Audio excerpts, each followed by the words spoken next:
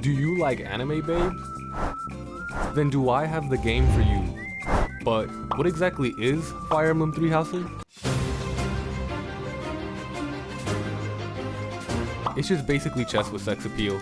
And I know a lot of people don't like to use their brains when they play video games. So I played Fire Emblem Three Houses, so you don't have to. When the game first starts, you're prompted with what difficulty you like to play on, and since I'm a mega virgin, I chose normal. After that, you choose what style you like to play in. Classic or casual. Casual means that if your troop dies, they'll come back, while classic means otherwise.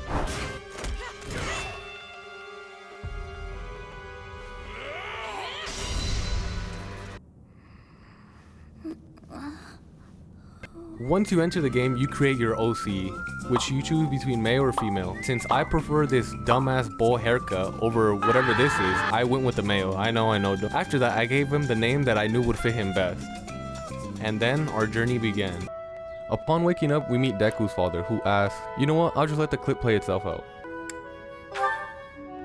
You've described her to me before. We then proceed to meet three of the main characters: Claude, who specializes in the art of bow, Dimitri, who specializes in the art of lance, and Edelgard, who specializes in the art of being a bitch. We help out the three new protagonists, which it honestly wasn't even that close. It was a straight massacre, but not after my Joy-Cons died like 9 times while trying to finish this battle.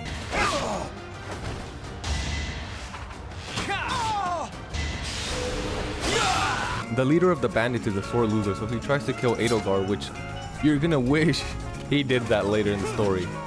But unfortunately, our fucking protagonist has to jump in and be the hero that he is. Such is the life of Deku.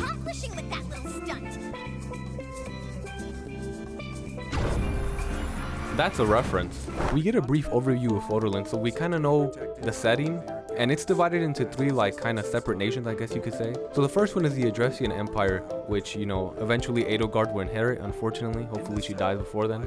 God, how much I hate Edelgard. After that, we have the land of Fargus, which is led by the royal family. Dimitri's parents are dead, you know, quick little backstory. Dimitri's parents died in an incident that involved Duscur, another like continent I think it is, or like another nation outside. The point is that the people from there attacked the king and queen on their way to Duscur to make a treaty or some kind of like agreement, and that's why the people from Duscur are so hated. P.S. deduce from there, that's why a lot of people hate him except Dimitri, because Dimitri was actually there and saw that it wasn't people from Duscur. It's just a whole thing, but that's basically why the dude loves Dimitri so much, because he basically saved him from being killed. Finally, we have the Lesser Alliance, which will eventually be led by Claude. He, I think, is the nephew of the current leader of the Lesser Alliance.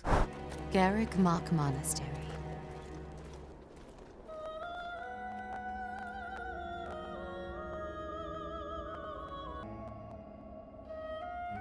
Damn, who the fuck is that?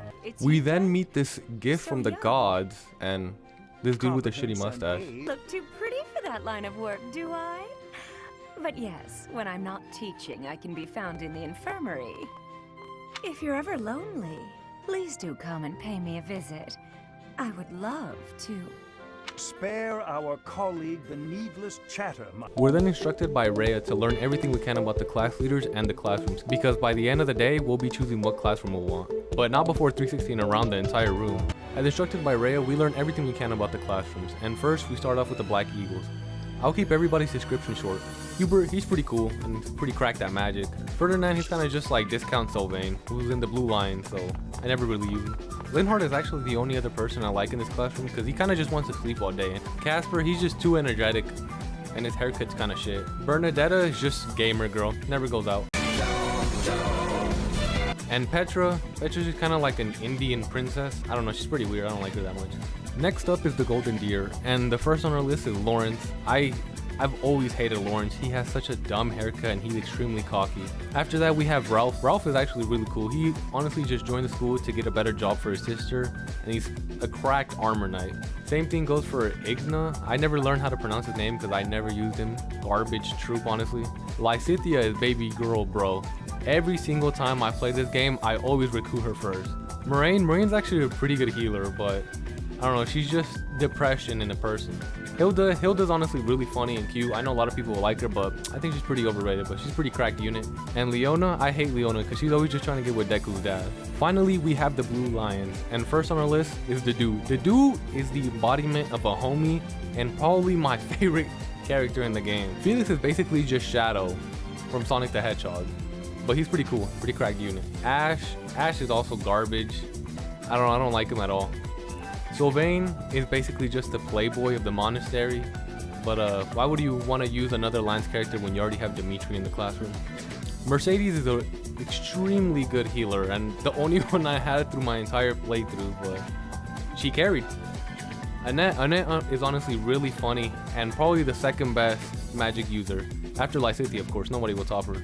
And then we have Ingrid, who is low-key kind of racist towards the dude, so I don't like her for that sole reason. After completing the quest, Rhea asks us what classroom we want of the three, and since we're the new teacher, Manuela and this fucktard let us choose first.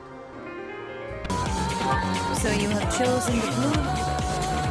Oh yeah, I forgot to mention, depending on You what say classroom you that, choose, that's what ending just you'll don't get. know Every about all of classroom this. has a different ending, and it honestly gives a lot of I'll replayability admit, to the game. it doesn't That's why I sit have well like with me 200 plus either. hours in this game. After choosing our classroom, we explore the monastery, and first on the list is a quest by the dude to just plant a flower. Yeah, around the monastery, you'll randomly get quests like this, which are pretty fun honestly, and they honestly immerse you into the video game. When you first start off, your professor rank is really low, and the higher your professor rank is, the more activity points you get. And you can also go train with one of the faculty members to increase your rank in whatever, sword, magic, lance, and other things like that. And since I only have one activity point right now, since my professor rank is so low, I did the only thing I could, which is take out the two best girls in the video game out first. Our second mission, given by Rhea, is the mock battle, which basically means all three classrooms will fight, and depending on who wins, they'll get a reward or something. But it's basically just for pride, honestly, it's just to show what classroom is better. But honestly, with units like Dedu and Dimitri on the team, it was honestly just an easy clap. And after wiping everybody else on the battlefield besides Claude, he was the last opponent, and the professor just one-shotted him, so GG easy. So after establishing dominance, day 1 in the monastery, the classroom just celebrates. We also meet generic evil man. Ooh, spooky.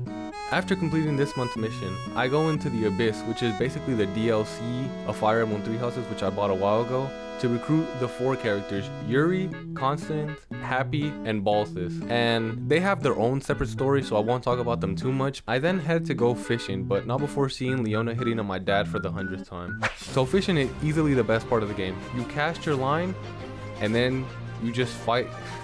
You just catch a fish. I don't know, man. Best part of the game. With our newly acquired money, we take out the second best pair of girls out. And like any normal simp, since I took out Hilda to go eat, I thought she'd want to join my classroom, but nah, she just blew me off. Also, PS, I usually always recruit Hilda when I play Fire Emblem 3 Houses, but this time I just forgot, so yeah, don't expect to see her anymore. My bad. And since it's Saturday, you already know what time it is. Saturdays for the boys. Now we actually play the role of the teacher. So at the beginning of each week, you select the students that you'd like to personally train, which depending on your professor rank, which mine right now I think is like D, the lowest, I can only personally train 3 students in a certain subject. On the right side over there, you'll see your students' motivation, which is how many times you can train them, and you can also personally select what your students study. So you can either have them studying land, horse riding, white magic, and at the end of each week, it will show you how much they have improved in that subject. We're not done yet. There's still a couple of mechanics that are pretty interesting because there's just so much to this game. So firstly, there'll occasionally be like events in the church, and if you choose to participate, you and those 2 other students will get their motivation increased and their bond increased, as well as occasionally students will come up to you and ask you to switch their goals, and you can always choose to say yes or no, because sometimes people like Happy will come in with reasonable goals, like they want to excel in magic because that's what she's good at, but then sometimes people like fucking Dedu want to specialize in bow, like no, you will be a fucking armor knight. While we're on the subject of goals, the reason each student has goals is so that one day they may be able to change classes.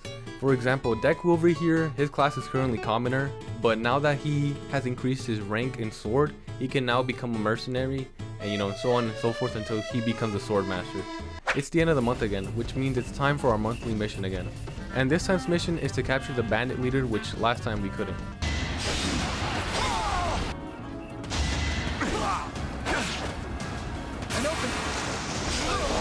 Another win. Finished already? I was hoping for more. You know what would be funny? If I had my healer killed me. Bro, imagine dying to the healer. After easily clapping everybody, I then proceed to just change Dimitri's class so he can be an even bigger beast. And trust me, he will be a beast. Expect him to be MVP a lot.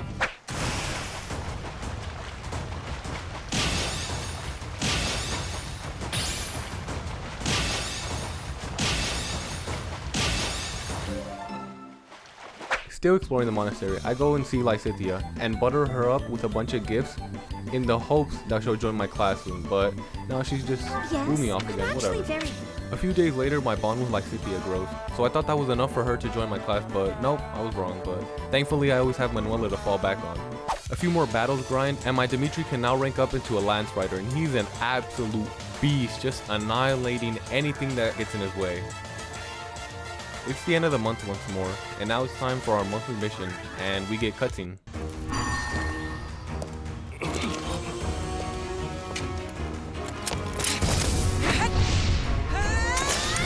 Thunderstrike Cassandra.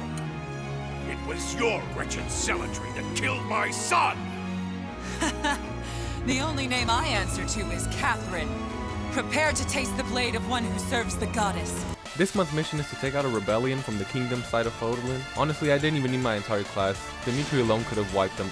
It had been a while since I've checked the bond between my students, so I wouldn't go see how things were going. I say I care about the bond between other students, but really I'm just here for Dedue and Dimitri, because that's easily the best part of this playthrough. If you thought Dimitri was already cracked enough, I fed this man steroids that I didn't know I had in my inventory, and he became an even bigger beast, but we'll see that later. Oh, and how could I forget the absolute best character in the game, the Gatekeeper. That man will die before he lets anybody enter. Shout out to that guy. I'll be working as a guide. I hope I get to guide some lovely ladies around. Since I had already pimped out Dimitri, I thought, you know, let's just pimp out Dedue, because they're like my two best units. Another month, another mission, and this time we have to take care of these dark mages that invaded some like sacred tomb or something, but it was honestly an easy squad wipe. We see what the dark mages were after, and it was this like ancient sword which Deku easily takes away from him, and apparently he can just wield it because he has a special crest or whatever. You know, just typical main character stuff, you know. With my newly acquired holy weapon, I went to go ask Lysithea if she would like to join my classroom, but she still blew me off, whatever, it's cool. But thankfully, on one fateful day after getting another MVP with Dimitri, the unthinkable happened. Is that Lysithea wanting to join my class? Oh, I knew she'd come around, bro. Like, come on. I got Dimitri, I got Dedue in my class. Come on, that's better than fucking shitty ass Golden Deer Arc. Lysithea, best unit in the game. With Lysithea finally on my team, we tackle this month's quest, which is to defeat Sylvain's brother, who took a hero's relic, which if you don't have a crest, you shouldn't bear it because this happened. What the hell? This beast might have been difficult for any ordinary class, but we had Dimitri, and most importantly, we had Ash, who took him out, because I thought it would be funny. My Dimitri didn't fully meet the requirements to go up a class, but 76% chance to pass is still pretty high. We then fast forward to next month's mission, which was to take out the Death Knight. But tell me why as I'm scrolling, I see that I can't use a specific unit, a very important unit. Why can't I use Dimitri? Oh dude, we're so fucked. After a very long battle, because I didn't have Dimitri on my team, I finally surrounded the Death Knight with my entire classroom, and everybody was slowly but surely getting clapped. I was slowly sacrificing my entire class to do a little bit of damage until Lysithea came in.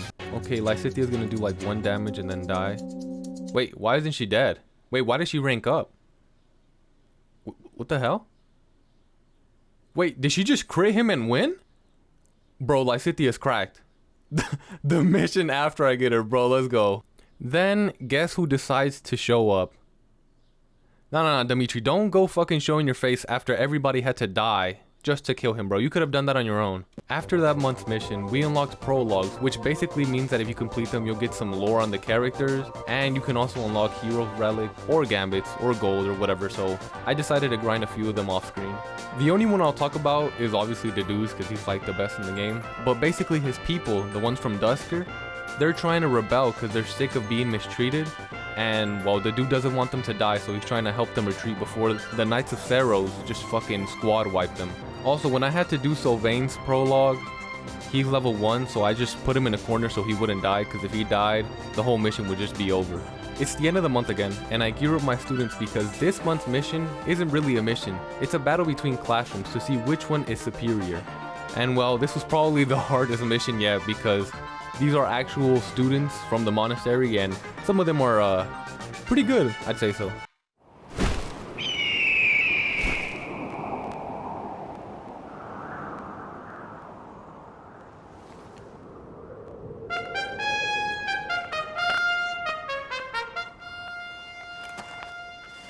You all should know, I am not about to go easy on you today.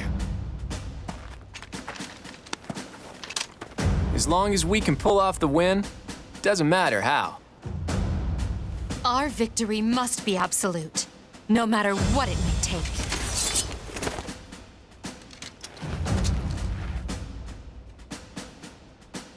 It is time. Forward, now!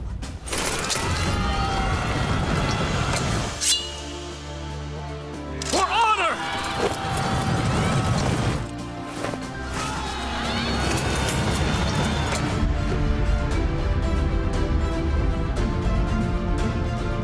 Although we knew the battle up ahead would be a difficult one, we didn't surrender and we were just annihilating absolutely everybody in the battlefield. And the first to go were the golden deer because they're probably the easier ones to take out. But although Claude was out, that doesn't mean everybody in the classroom is out. Raphael and Hilda were absolutely destroying people from the Black Eagle. And when Dimitri finally encountered Edelgard, he died. So you know I had to JoJo's Bizarre World that and just reverse time real quick.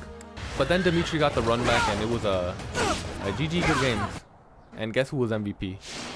In any case, I hope the day never comes when we have to put this experience to use. I go back to being a teacher once again, and after completing a couple more prologues and receiving a couple of other hero relics, So what's... It's not exactly real. I was kind of feeling myself. So I decided to upgrade Deku once again. Damn, 30%? We take those. Come on, bro, you got this. No way, off a 30% chance? Dude, Deku's cracked. Another month, another mission. And this month's mission was to save this village from these like zombie-like figures. And also apparently this librarian dude who was in the monastery is also evil. I never paid him a visit this playthrough, so you don't know who he is, but he was just some librarian. Nothing special, but Balthus clapped him, so it's okay. Also, generic evil villain approached us in the hopes that we would join his cause, but nah bro, your suit is way too fucking lame. Back home at the monastery, there's a competition to see who is the best dancer, so you have to choose somebody from your classroom. And since Lysithea didn't want to do it, I chose Annette. The three judges were Alios, Shamir, and Manuela. And I was feeling a little confident until I saw Dorothy on the field. And although Manuela voted for Dorothy, Alios and Shamir had my back, so shout out to them and not fake ass Manuela. We get another cutscene of the ball, and well, I'll just let it play out.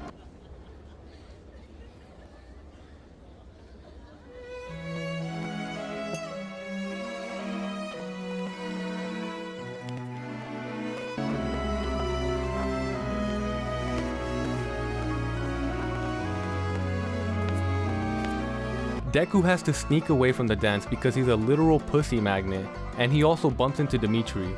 While we're outside conversating with Dimitri, he mentions that Edelgard is his stepsister, but that he also loves her, so I feel like we all know where this is going. After we ditch Dimitri, we go into this clock tower, or whatever it is, and we bump into Lysithea. And it's rumored that in a full moon, if you're up there with somebody else, you're gonna marry them, so, you know, just some more foreshadowing. After completing another mission, we get this cutscene.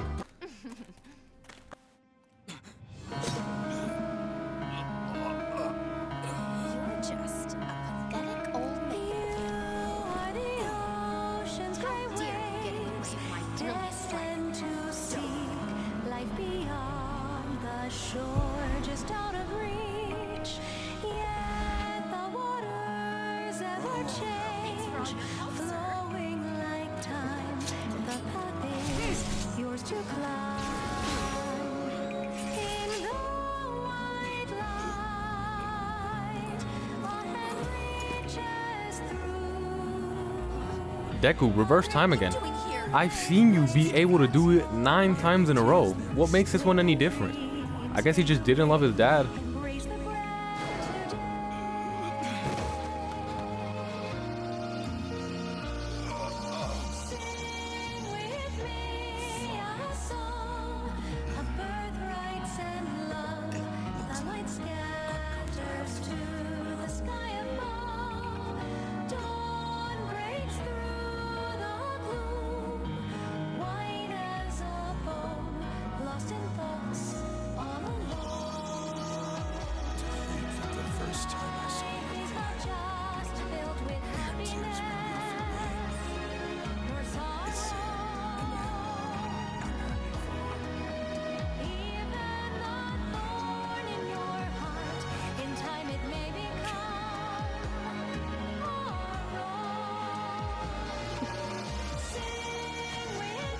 While exploring his dead dad's room, he finds this ring, and we also go scout out the enemy because you already know the only thing on his mind is revenge. Returning to the monastery, there was this bow tournament, but since my Ash is level 1, I decided to put in Dedu with his armored class, which can't take any damage from non-magic classes, and I thought he could honestly do this. And round 1, he was honestly clapping, you know. He was clapping everybody in his path, taking 0 damage, but then we ran into Claude. Dedu wasn't taking any damage, right? But Dedu was also not hitting Claude at all.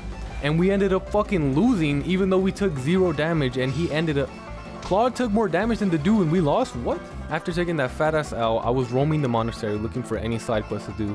And Dorothy approaches me saying she wants to join my classroom. And since she's the only one I like from Black Eagles, I was just like, okay. I then check up on how the Dimitri Dedu lore is going. And then we find this cutscene.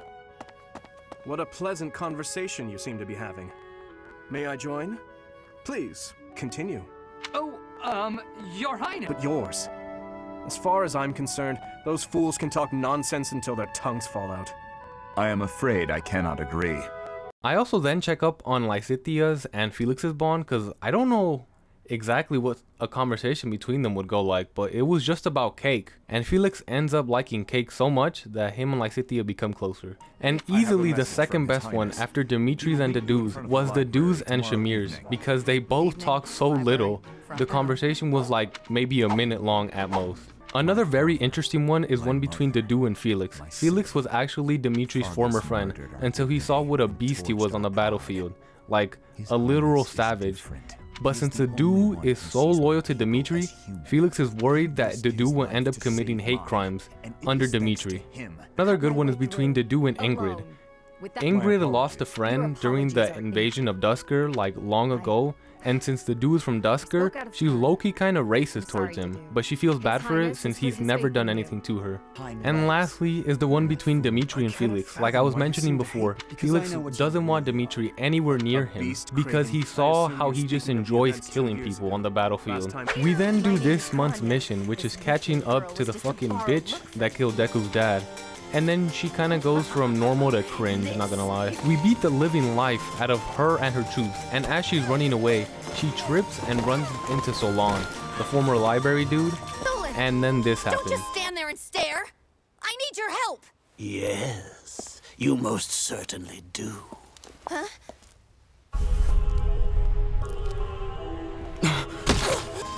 I know this bitch doesn't have the audacity to ask for help. So Solon uses her, the bitch that killed Deku's dad, to trap us in some like dark, infinite abyss or whatever.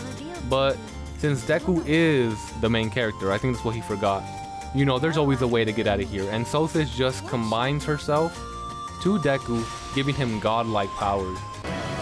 So the Fellstar consumes even the darkness itself.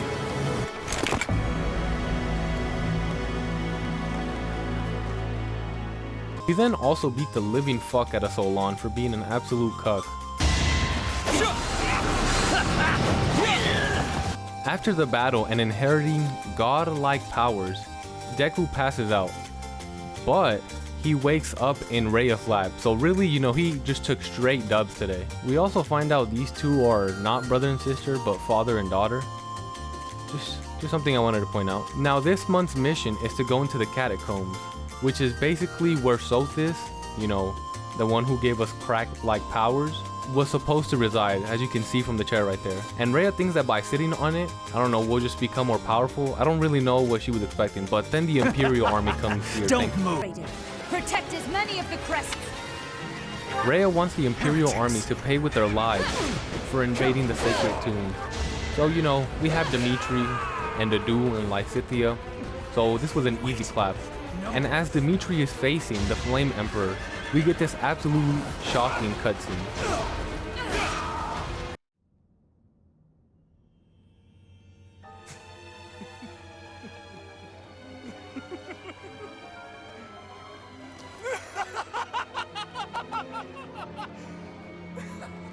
Is this some kind of twisted joke?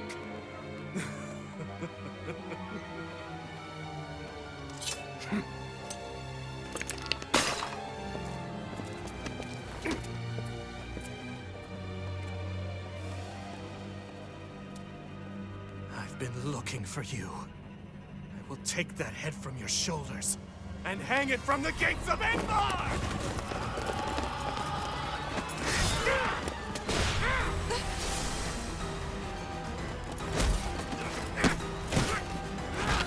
Stop right there!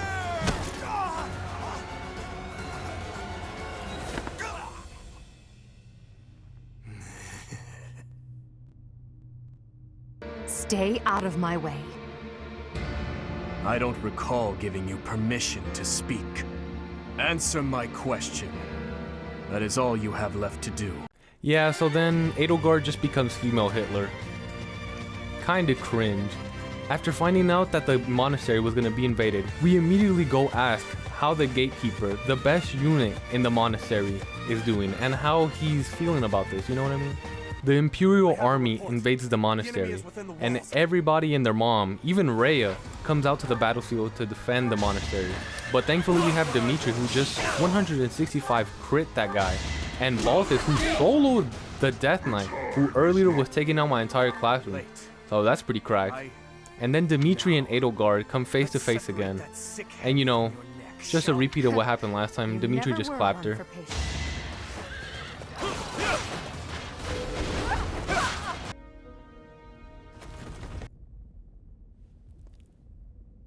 Everybody here, young and old, is in your hands.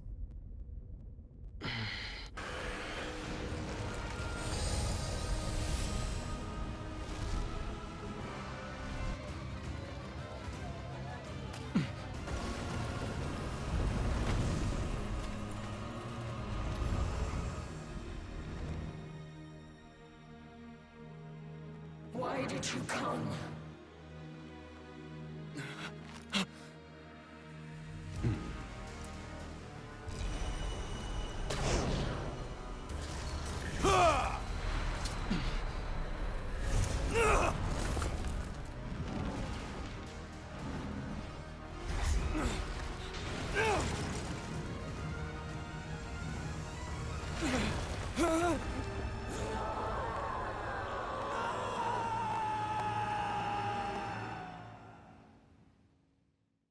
So after Deku's fucking retarded stunt, we go into part 2 of the game, and this is when the game really gets good in my opinion, especially on the Blue Lion side. After using more plot armor, Deku wakes up 5 years later according to this random villager who saved us, and the first thing he remembers is that 5 years ago, exactly today, the Blue Lions made a promise to meet at the monastery no matter what. So Deku goes to see if anybody really kept their promise.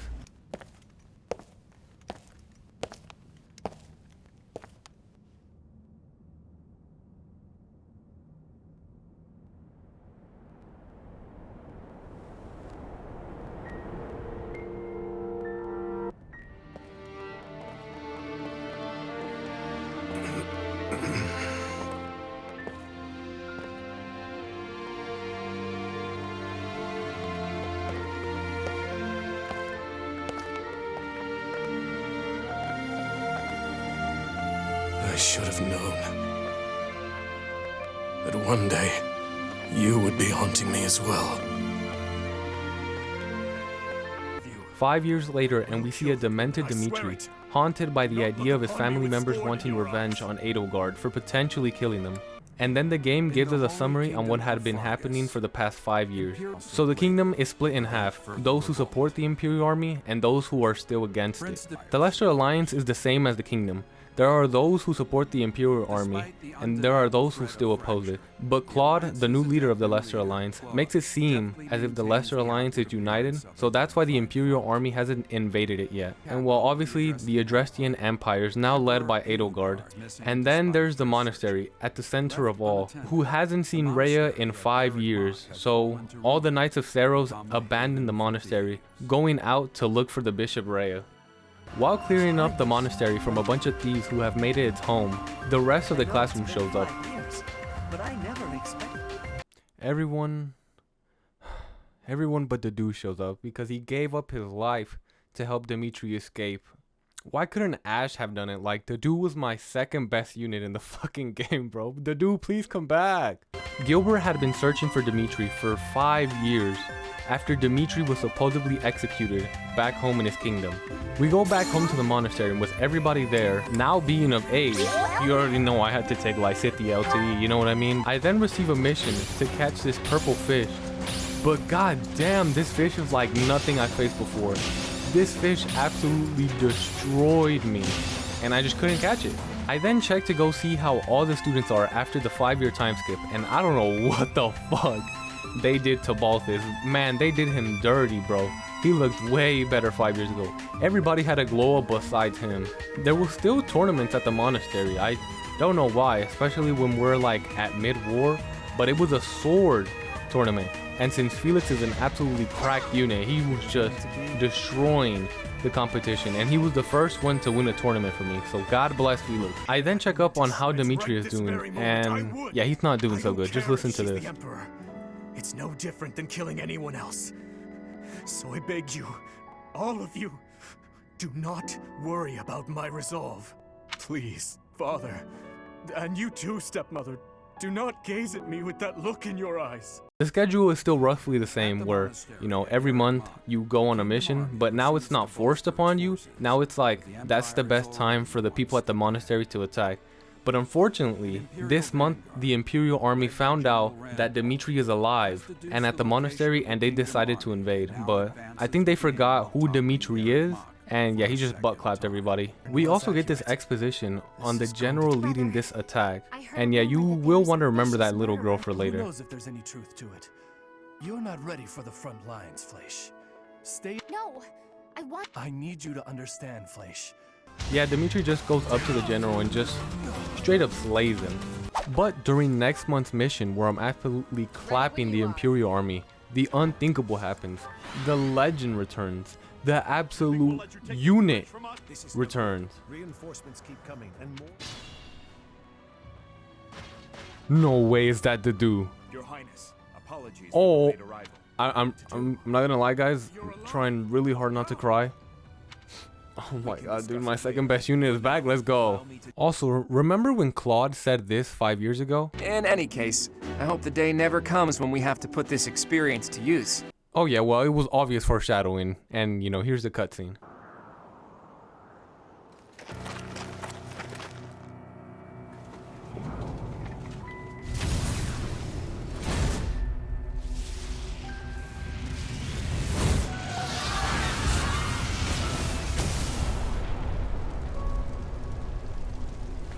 Know that I will tear your heads from your shoulders.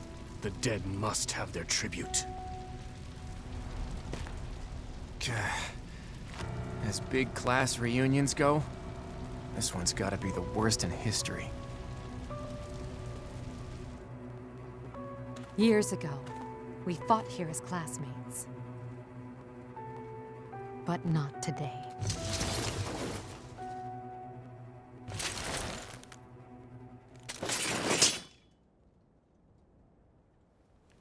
Kill every last one of them!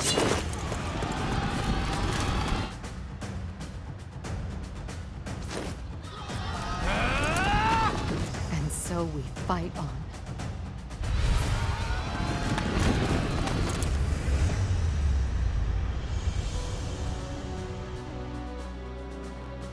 You have finally appeared, Edelgard.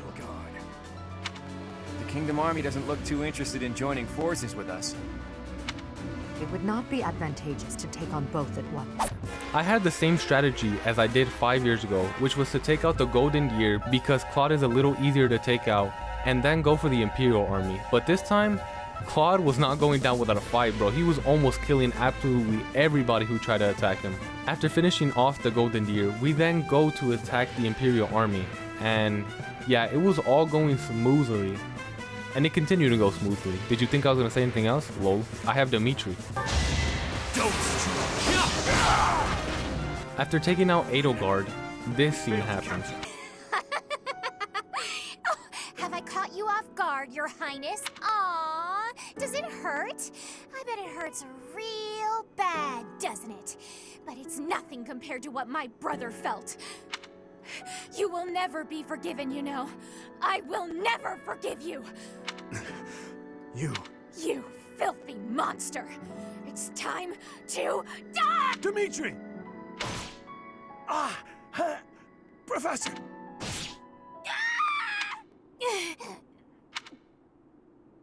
Rodrigue! Your Highness. His punishment. It was mine to bear. There are no sins or punishments on the battlefield. No! Don't die! Please don't die! Father, stepmother, Glenn. They all died and left me behind. Rodrigue, are you to join the ghost? This is my fault. I'm the one who killed you. But then who or what should I live for? It took Rodrigue, aka Felix's dad, to die for Dimitri to realize that he has responsibilities as heir to the throne. So now, instead of being greedy and only wanting to attack the Imperial army for the sole reason of avenging his dead relatives, he then decides to take back the kingdom from his wicked aunt. The fight was so easy that it's honestly not even worth showing, so I'll just cut to the next part. Dimitri, now remembering that he's a human, remembers that he still wants to clear the name of Dedue's people, and then we remember why Dedue and him are just the absolute best bros I've ever seen. I am certain that would make those of Duscur who lost their lives that day very happy. What is this? As you can see, the people are rejoicing at the return of their king. Then we go to next month's mission, and since I didn't recruit Hammond, he's on the Imperial side of the army, even though I swear he was teaching Golden Deer, so that doesn't make sense, but whatever. But you know, Dimitri's just a beast, so he just one-shots Hubert, and we never hear from him again. I also forgot to recruit Manuela, so she's on the Imperial side as well, which that kind of hurts, I'm not gonna lie. I'm kind of sad I didn't recruit her. We return to the monastery, and Balthus enters a brawling tournament. And since he's a cracked unit, he's the second student to win a tournament for me. He would have been the third, but you know, the duel wanted to lose to Claude. Then we get the final bond rank between Dedue and Dimitri. And for the first time in years, Dedue called Dimitri by his real name and not his highness. But I saved someone. Saved you. That and that alone has always been my crutch. You are irreplaceable, cherished. So stop saying that we cannot be friends. Stop saying such awful things. Please, do not look at me that way. Promised me you would build a kingdom that is proud to boast of Dud. In this kingdom, where there is no distinction between the people of Duscur and the people of Fodlan, will I finally, without reservation, be able to call you my friend. Will I, Dimitri? Dedue. Yes, you will call me your friend again and again. We also get the final one between Felix and Dedue. And Dedue saved Felix on the battlefield, and you know, Felix being basically just Shadow from Sonic the Hedgehog, all edgy, doesn't know how to express gratitude. The Alliance is in danger against the Imperial army, and they request support from us, the Kingdom side basically now. And all three powers clash again on the battlefield. Well, not clash, because technically this time the Lesser Alliance and the Kingdom are together, so yeah, good luck Imperial army. And right before Dimitri's about to slaughter this man tells Dimitri that his stepmother was part of the incident at Duscur, and you know, just kind of being a bitch before he died. We fast forward to the next mission, and the Death Knight, along with Casper and Linhard, are waiting for us at basically the border of the Imperial army. Once we take this down, the castle will be in sight, and Edelgard's head is this much closer to being in Dimitri's hand. What the fuck is that? How am I supposed to kill that? I have to kill him because I'm gonna give this fight everything I've got. Also, by using an ability that Lysithea learned, aka Warp, she can move a unit like hella far on the battlefield. So I just warped Dimitri to the Death Knight, and yeah, he just got crit for almost 200 damage.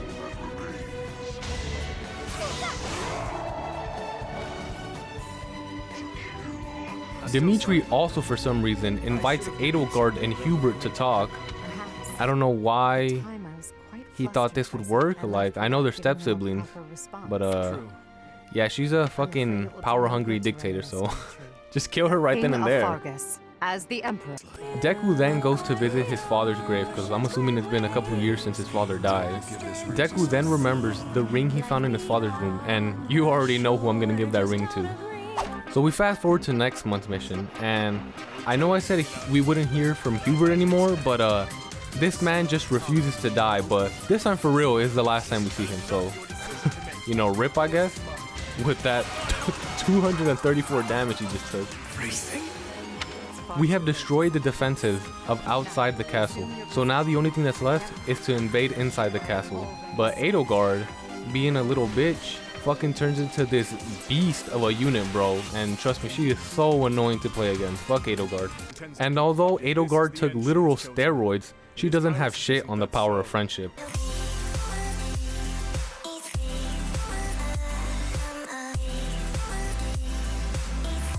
This battle happens immediately after the previous one, and after pimping out my entire army, aka giving Dimitri more steroids, and then giving people weapons, I guess, because they need them, I start invading the castle. I start out with Felix wiping out the entire left side, because I know he can. Look at that. Absolute beast of a unit. And I try to separate the classroom, well, not classroom anymore, army, into 3 separate parts. 4 on the left, 4 on the right, and Dimitri and Dedu and whoever's left, I guess, in the middle. So the left side has been wiped out, and Dimitri and Dedu have to do their job. So Dimitri, you know, he doesn't miss, he keeps doing his job. And Lysithea on the left side is now helping out in the middle because, you know, they wiped out the whole left side. And I think the hardest part was probably the right side because there was a beast there. I have now officially wiped out everybody but Edelgard in this castle. And, you know, I wanted to make everything dramatic, so I surrounded Edelgard with everybody in the classroom, pimped out Dimitri as much as I could, and realized this would be the last time I would be fighting with Balthus, Yuri, Felix, Dedu, Lysithea, Annette, Constance, Ingrid, Mercedes, and Shamir. Normally this fight is meant for the whole classroom, but since my Dimitri is so pimped out, I just sent him in by himself. So it's just him versus Edelgard and like whatever support we can give Dimitri. Although Edelgard was mighty, Dimitri was mightier, barely taking any hits in this battle to begin with. Like Dimitri, he didn't, I think he took maybe 1 hit off of that, but yeah, lol, get fucked. Edelgard. And you won't believe who was MVP. Dimitri has taken out Edelgard out of her monster form, and now all that's left is for Dimitri to face Edelgard. Will he kill her? Will he forgive her?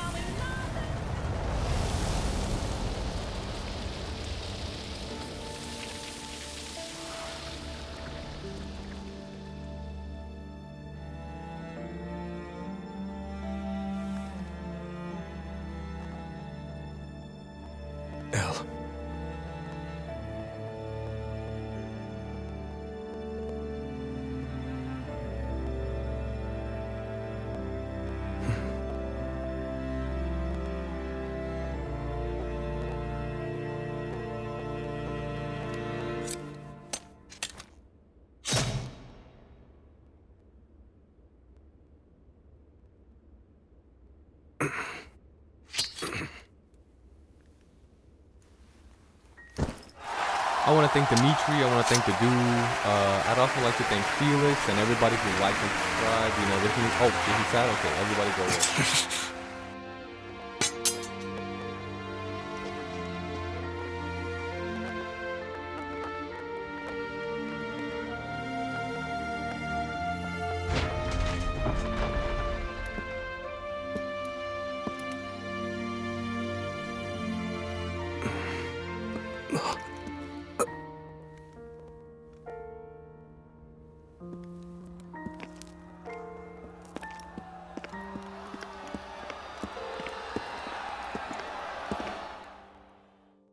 After returning from the war, I give Lysithea the ring, and, well, Deku and her live happily ever after.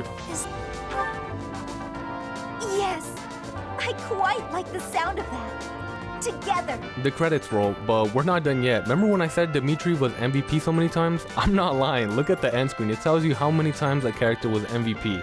Like, he was MVP so often when he was in his younger form, but post time skip, this man was MVP I think every single time.